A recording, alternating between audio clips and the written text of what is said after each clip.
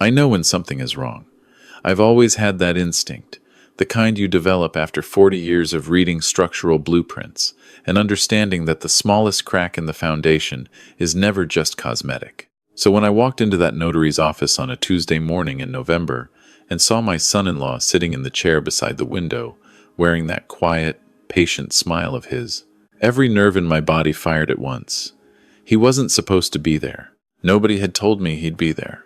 And the way he looked up at me, unhurried, like he'd been expecting me, like he'd been there 100 times before, and this was simply one more visit, told me that whatever was about to happen in that room had been arranged long before I arrived. But I'm getting ahead of myself. Let me go back to where this really started. Let me go back to the morning they found my brother. His name was Walter. Walter James Aldridge. He was my older brother by 6 years, which made him 69 when he died. And for as long as I can remember, he was the most careful man I ever knew. Careful in the way of men who grew up watching everything their parents worked for disappear. Our father lost his machine shop in Kelowna in the late 70s, and Walter carried that lesson like a stone in his chest, his whole life. He didn't take risks. He checked locks twice. He drove 5 kilometers under the speed limit on the Trans-Canada and somehow made that seem reasonable. He was not a man who died in accidents. They told me he slipped on the back steps of his house in Victoria. January, black ice, nobody home. Fell and struck the back of his head on the concrete landing. By the time his neighbor noticed the lights on all morning and knocked at the door, he'd been gone for hours. The coroner ruled it accidental. A 69-year-old man, some arterial stiffness, a bad fall in winter. These things happen. I didn't believe it then. I believe it even less now. Walter had lived in the same house on Foul Bay Road for 22 years. He knew every inch of that property. He'd resurfaced those back steps himself 3 winters earlier and put down grip tape along every edge. I helped him do it. I remember standing in his driveway on a cold Saturday afternoon, drinking coffee from a thermos, while he fussed over the installation like it was load-bearing infrastructure. That was Walter. That was exactly who he was. The funeral was held on a gray Friday in late January, the kind of Victoria morning where the sky sits so low you feel it pressing on your shoulders. My daughter Claire flew in from Calgary. She came alone. My son-in-law, Connor, had a work commitment he couldn't reschedule, she explained. And she said it with her eyes pointed somewhere past my shoulder, which is something Claire had started doing about 2 years earlier whenever she spoke about him. I'd noticed it. I'd filed it away and told myself it was none of my business. Claire was 31. She'd met Connor through her firm, where he worked as a financial consultant, and they'd been married for 4 years. He was 38, well-dressed in the way of men who understand that appearance is a form of control, and he had this quality of stillness about him that I'd initially mistaken for depth. He was attentive to Claire in public, thoughtful. He remembered details, birthdays, preferences, the names of her friends from university. I told myself my wariness was just a father's protectiveness. I told myself he was a good husband. At the reception after the service, Claire and I sat together in Walter's kitchen, while her 2 cousins and Walter's few remaining friends moved quietly through the rooms. She held her teacup with both hands the way she used to do as a child when she was upset and trying not to show it. "Dad," she said finally, "Connor thinks I should take a leave of absence from the firm. He thinks the grief is affecting my work." I looked at her. "Is it?" "I don't know." She paused. "He's been managing our finances for the past year. He says it's better while I'm not focused." I chose my words the way you choose your footing on an unstable surface. "Since when does Connor manage your finances?" "Since I signed things over to him." He explained it made sense. Tax purposes. He knows these structures. I didn't say what I was thinking. This was my daughter's marriage, and she was grieving, and this was not the moment. So I held it. I thanked the neighbors who'd come. I helped wrap the leftover food, and I drove back to my hotel telling myself that what I was feeling was just the suspicious mind of an old engineer who'd spent his career looking for faults. Walter's notary called me 10 days later. His name was Gerald Park, and he'd handled Walter's affairs for 15 years. He said he needed me to come in for the reading of the will. He said there were a few things he'd been asked to share with me personally. He also said my son-in-law had already called to arrange attendance on Claire's behalf. I should have asked more questions then. I drove to Victoria from my home in Nanaimo on a Thursday morning. I parked on Cook Street and walked the last 2 blocks in the cold. And I was thinking about Walter the whole way, about his careful hands and his grip tape and the impossible image of him lying alone on those back steps in the dark. I opened the door to Gerald Park's office, and there he was, Connor, sitting in the chair beside the window in a charcoal suit, his hands folded in his lap, that calm smile already in place, a leather portfolio open on the table in front of him. "Richard," he said. He always used my full name. Never Frank, never Dad, always Richard, which was not even my name. "My name is Frank." I looked at Gerald Park, who was standing behind his desk with an expression that told me he was not entirely comfortable with the situation either. "Where is my daughter?" I asked. Connor answered before Gerald could speak. "Claire isn't feeling well this week. She asked me to represent her. I have documentation authorizing me to act on her behalf in all financial and legal matters." He slid a paper across the table. "The power of attorney was executed 8 months ago." 8 months ago. I sat down slowly. Gerald Park cleared his throat. He outlined Walter's will in the careful, measured tone of a man who has delivered difficult news many times and has learned to modulate the delivery. Walter had left his house on Foul Bay Road and the bulk of his investments to Claire, a smaller portion to a nature conservancy he'd supported for years. The business account from his long-closed consulting practice to me. Then Connor leaned forward and opened his portfolio. "As Claire's legal representative, I'm also here to discuss the property. She's agreed we should list the house as quickly as possible. Victoria real estate moves fast. I've already spoken with an agent." I said. Claire agreed to that. She did. She's not in a state to manage these decisions right now. The grief has been harder on her than she lets on. Her therapist has recommended she step back from major decisions for the time being. Something cold and exact settled in my chest. I'd like to speak with her therapist. That's not something I can facilitate. Patient privacy. She's my daughter. She's my wife.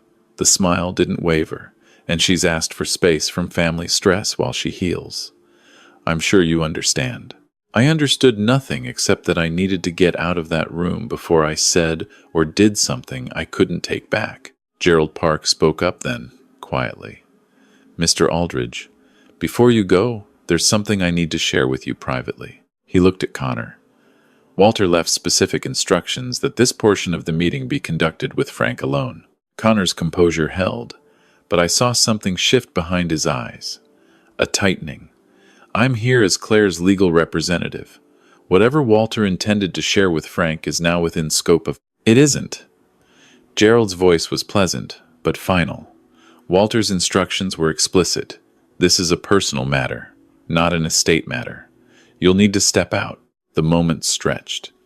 Connor looked at me, looked at Gerald, and then stood in the unhurried way of a man who wants you to know that leaving a room is a choice he is making, not a concession he is granting. He walked out and closed the door with exquisite care. Gerald waited.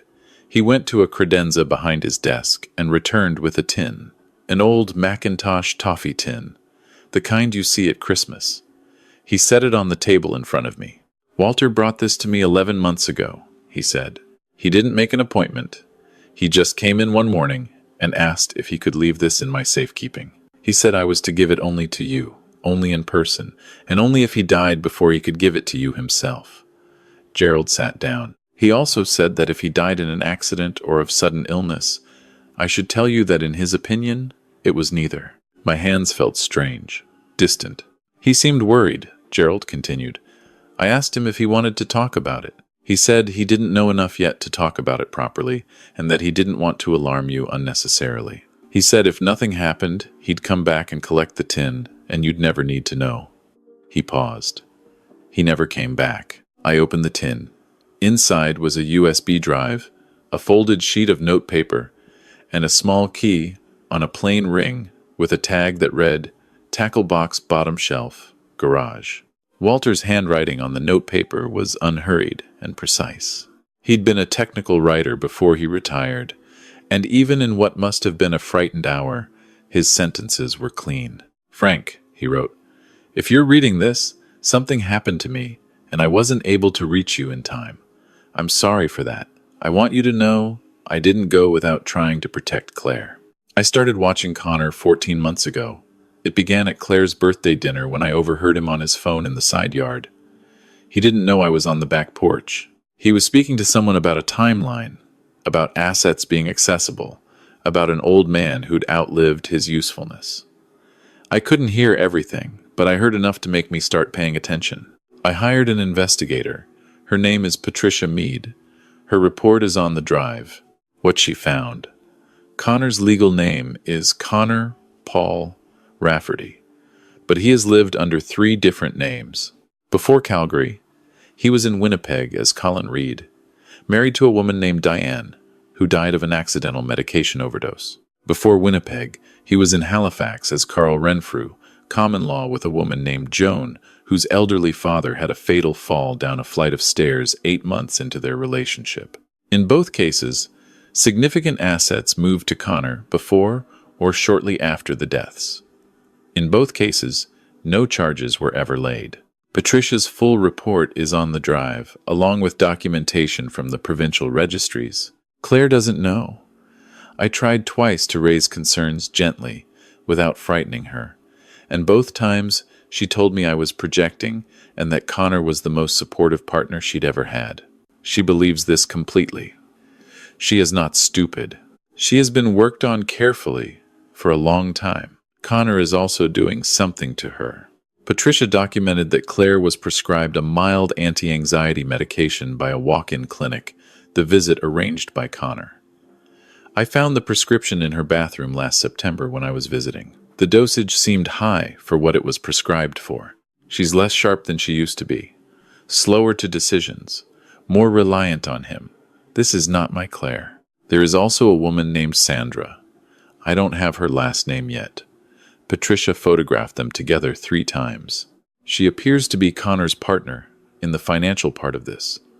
She has access to accounts I think Claire doesn't know exist. The tackle box in my garage has another envelope. Take it before anyone else goes into that house. Frank, I need you to do something for me. I need you to get to Claire before he finishes what he started. He married her for the inheritance that was coming to her from me. Now that I'm gone, he has it. But I think that was never going to be enough for someone like him. Please be careful. He is not what he appears to be, and he is very good at appearing. I love you, brother. I'm sorry I couldn't do more. I sat in Gerald Park's office for a long moment and did not trust myself to stand. Then I asked Gerald if I could use his washroom. Went inside, sat on the closed lid of the toilet, and breathed until my hands stopped shaking. When I came back out, I told Gerald I needed him to do something. I needed a full review of Walter's death. I needed a second medical opinion on the coroner's findings. I needed Walter's body preserved until that was complete. Gerald looked at me for a moment, and then nodded, quietly, as if he had been waiting for someone to say exactly this. Connor was in the waiting room. He looked up without any particular expression as I came through. Everything resolved? He asked. Just some personal items, I said. Walter's old fishing gear. You know how he was. Connor nodded with something that might, to anyone else, have looked like sympathetic understanding. I drove to Walter's house that afternoon. I still had a key. I went through the garage to the bottom shelf and found the old tackle box under a folded tarpaulin. And inside the tin lure tray, at the bottom, I found a sealed envelope and a second USB drive and 3 months of printed bank statements with certain lines circled in red ink. That night in my hotel room, I read everything Patricia Mead had compiled, and I listened to the audio files on the second drive, which Walter had recorded himself on his phone during 3 separate visits to Claire and Connor's house in Calgary. Connor's voice talking to someone on the phone in another room.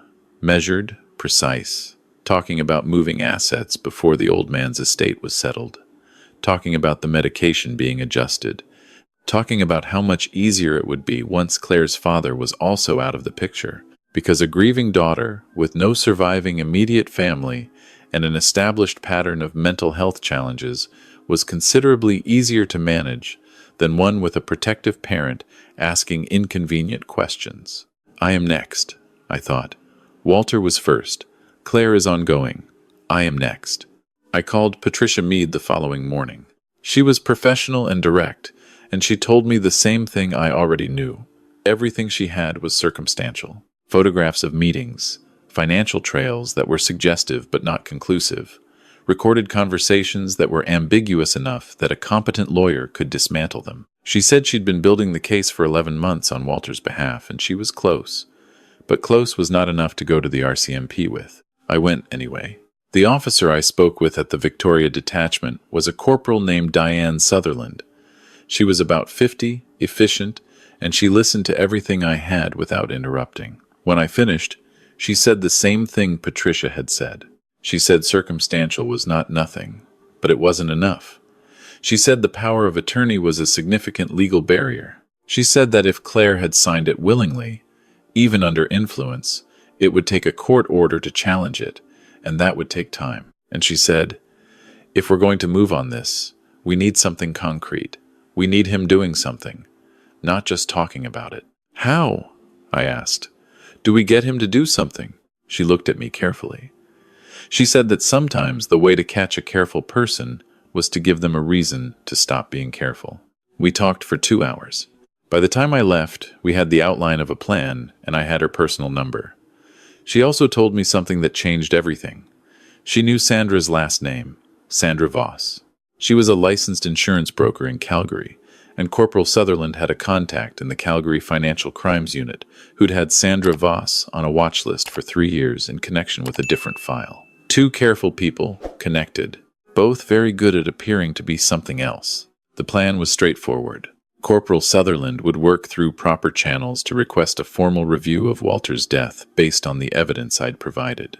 That process would be visible, a matter of public record, and Connor would almost certainly become aware of it through his contacts. At the same time, I would make it known, through Gerald Park's office, that my own health was declining, prostate issues that had become something more serious. I would let this information travel through the channels it would naturally travel through, and then I would wait. I want to say I felt brave.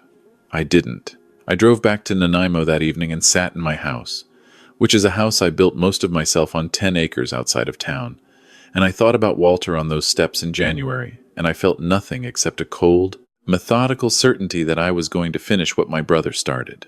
I also tried to reach Claire. I called her cell phone twice. She didn't answer. I sent a text saying I was thinking of her and asking if she wanted to have dinner. She replied 8 hours later, "Dad, I need some space to process everything. Please don't take it personally. Connor thinks a bit of distance from family stress will help me heal. I'm okay." It didn't read like Claire. The rhythm was wrong. She'd never said process everything in her life.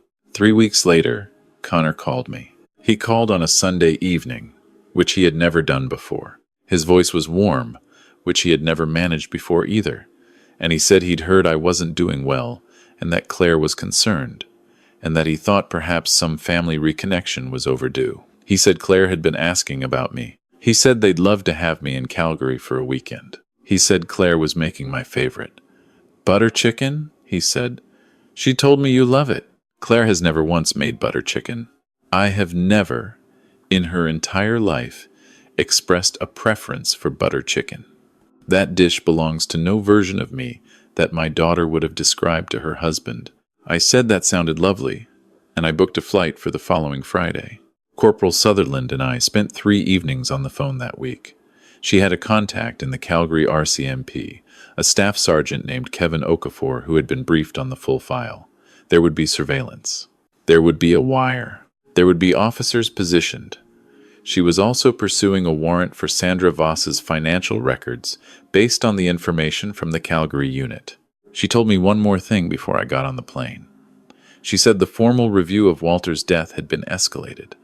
The pathologist had requested a sample from the tissue preserved during the original autopsy. Walter had not been cremated. He was still at the mortuary, and the retained samples were still viable. She said it was preliminary, but there was something in the tox screen that didn't belong, a substance found in combination with the head trauma that might have incapacitated him before the fall rather than as a result of it. She said might. She said they needed more time. I don't think I slept on the plane. Claire answered the door when I arrived at their house in a quiet part of southwest Calgary on Friday evening. She looked thin. She had always been lean, but this was different. The kind of thinness that comes from the inside, from some ongoing drain that doesn't leave a visible wound. Her eyes were the thing that frightened me most. They were present but padded, the way eyes look when someone has been managing their reality chemically for a long time. She hugged me, and I held her carefully. The way you hold something you are afraid of breaking. Connor came to the door behind her and shook my hand with both of his, the grip warm and deliberate. And he said it was really good to have me here. And I looked at his face and told myself, 6 years. He has been inside my daughter's life for 6 years. We had dinner. I ate everything on my plate and kept my voice even and watched Connor watch me. And I thought about what Patricia Mead had written in her report about Diane in Winnipeg, about how she had been found in her apartment, about how everyone who knew her said she had seemed confused in the months before she died, about how her mother had said she was not herself. After dinner, Connor suggested Claire go to bed early because she'd been tired all week, and Claire agreed without any particular resistance, and I watched my daughter walk upstairs in her own home at 9 o'clock on a Friday evening because her husband had suggested it, and I held that image inside me and said nothing. Connor poured 2 glasses of whiskey and brought them to the living room, and we sat across from each other by the fireplace. He asked about my health. He was solicitous, careful. He said he'd heard the prognosis was concerning, and he wanted me to know that Claire would be well looked after, whatever happened, and that he considered me family. I sipped the whiskey and set it down and didn't pick it up again. I talked about my health in vague, discouraged terms. I watched him. He was very good. There was almost nothing to read in his face except ordinary human kindness. I went to bed at 10:30. I lay on the guest bed in the dark and listened to the house. At 2 in the morning, I heard a door open and close softly downstairs. Then voices, low, a man and a woman who was not Claire. I moved to the top of the stairs and listened. Sandra Voss.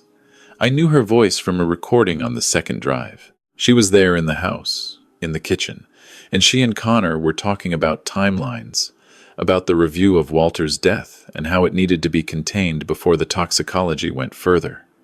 About me, about how the health situation was moving faster than expected and how that actually simplified certain things. About Claire, whom they referred to by name with the casual familiarity of people who have been discussing her management for years. Sandra said, "The dosage needs to come up slightly.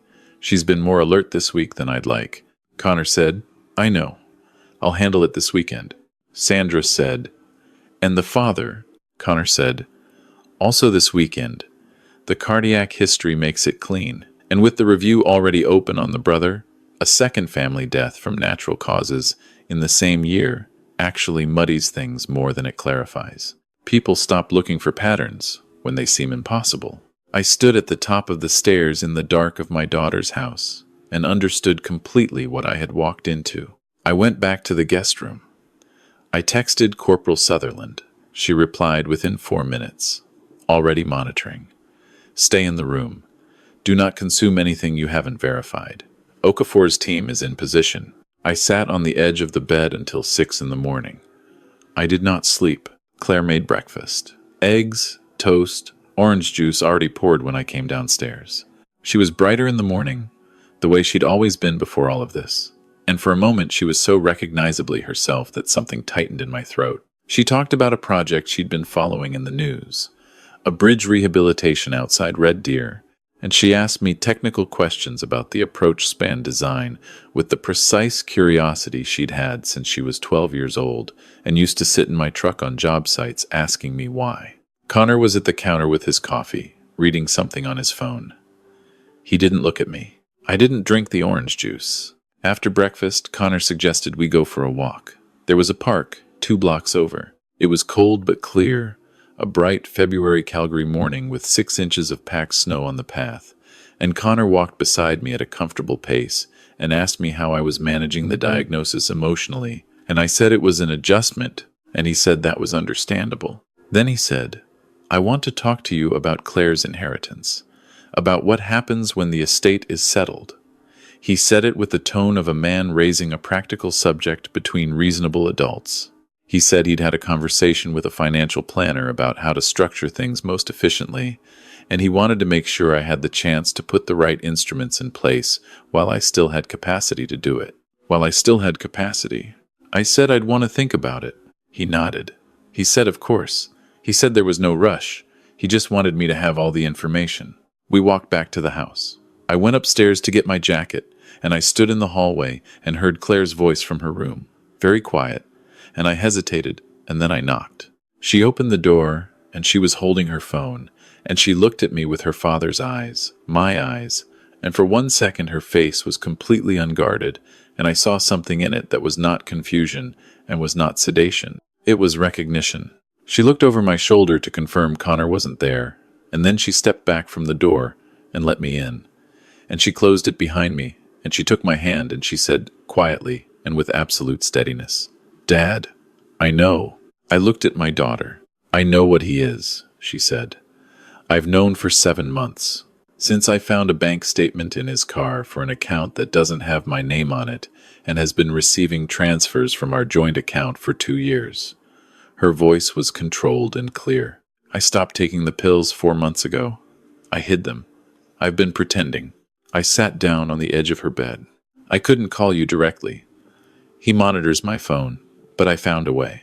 She unlocked her phone and showed me an app, something disguised as a language learning program. Uncle Walter helped me set this up. Before he died, we'd been in contact. He told me what he'd found, and I told him what I'd found, and we were building it together. Her eyes went wet for the first time. He was going to come to Calgary in February. He never made it, I said. Walter knew you knew? He knew I was trying to get evidence. He was so careful about it, Dad.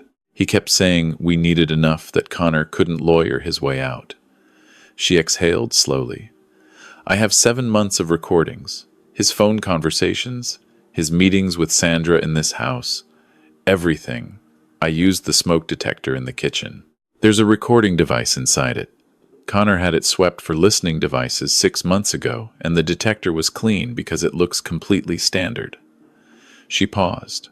I ordered it from a security supply company in Vancouver and had it shipped to my office. My daughter who used to sit in my truck and ask me about bridge spans. The RCMP, I said. Do you know? I reached Corporal Sutherland's office 3 weeks ago, under my maiden name, from my office phone. She knows. We've been coordinating. I stared at her. How did you know about Sutherland?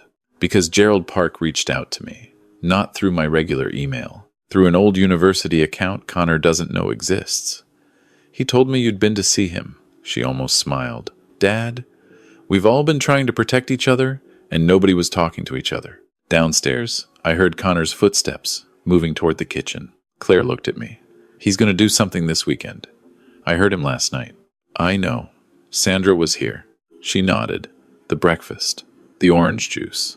I didn't drink it. I know. I poured it out when he wasn't watching and refilled the glass from the tap. I didn't know if you'd realize. We looked at each other. My daughter, 31 years old, who had been running a covert operation against the man she lived with for 7 months, without breaking, without giving herself away, without anyone to hold on to except an elderly notary passing messages through a dead email account. The RCMP are outside right now, I said. She exhaled, long and slow. I know. Sutherland texted me this morning. She said they had enough from last night. They were waiting for her to give the signal. She looked at her phone. She said, when I'm ready. I said, are you ready? Claire looked at me for a moment, and what I saw in her face was grief and fury and relief in equal measure, and also something that was just my daughter, just the person she had always been before any of this, bone steady, in the way that certain people are who were built right to begin with. She pressed send. We heard the knock at the front door 40 seconds later. 3 hard raps, official, the sound of authority that doesn't wait. We came downstairs together. Connor was in the entryway, his hand on the door handle and he opened it and found Staff Sergeant Okafor on the step with two uniformed officers and a woman I recognized from the file photographs as a financial crimes investigator from the Calgary unit. Behind them in the driveway there were two vehicles and several people who were not dressed as police but were carrying themselves as police do. Connor turned. He looked at Claire. He looked at me. And for the first time since I had known him, the careful architecture of his expression came apart. Not into rage or panic, but into something colder and more revealing.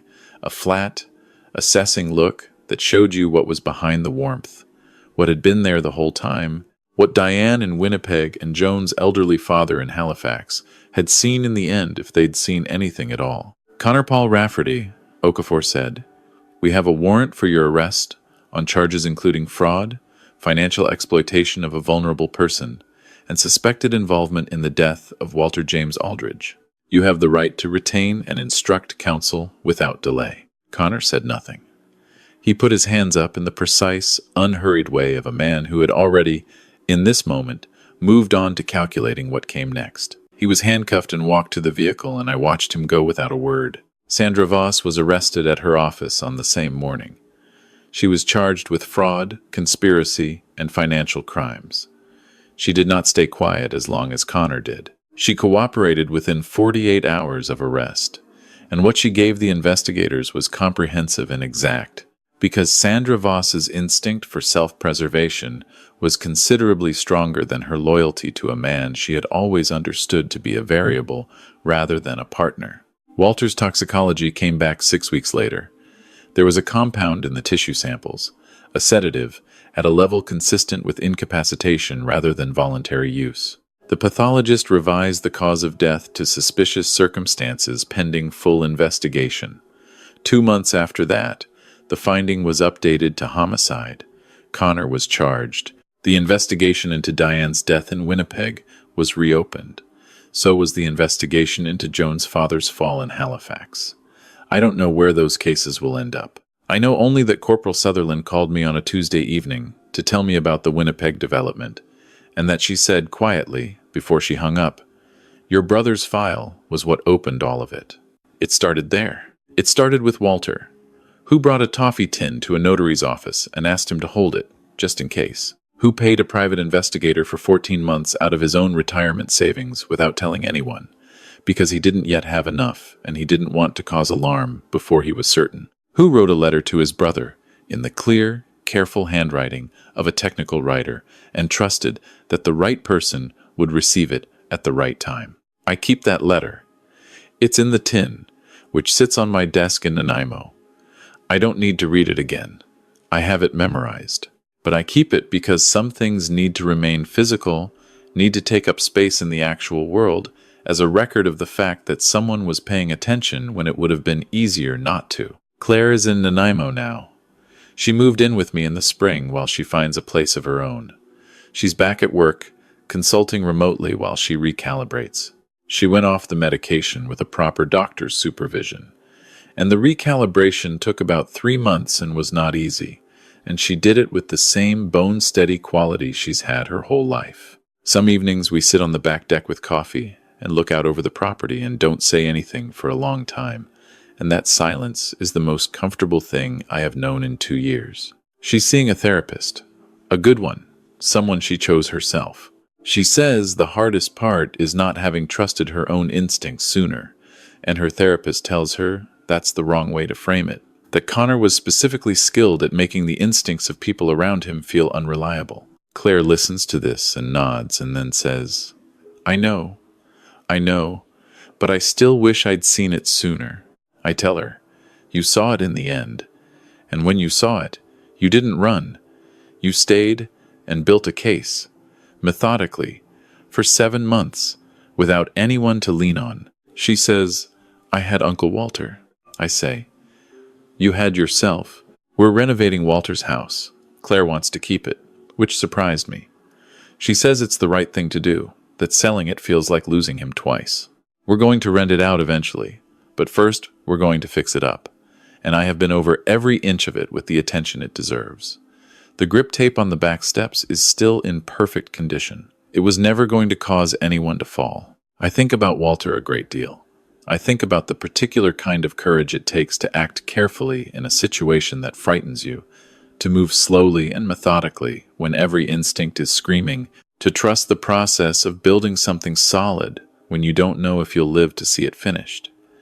He was like that about everything. The machine shop our father lost marked him early, and instead of making him afraid, it made him precise. He understood that the difference between things that hold and things that fail is almost always in the preparation, in the details that no one thinks to check until they need to. He checked them. He always checked them. Even at the end, when he must have known something was wrong, and must have been frightened, and must have been moving through his days in that house on Foul Bay Road, with the particular loneliness of a person who knows something they can't yet prove. Even then, he was methodical. A toffee tin, a notary, a key on a ring with a handwritten tag. I visit his memorial in early September each year, at the beach in Oak Bay where we used to dig for clams as kids.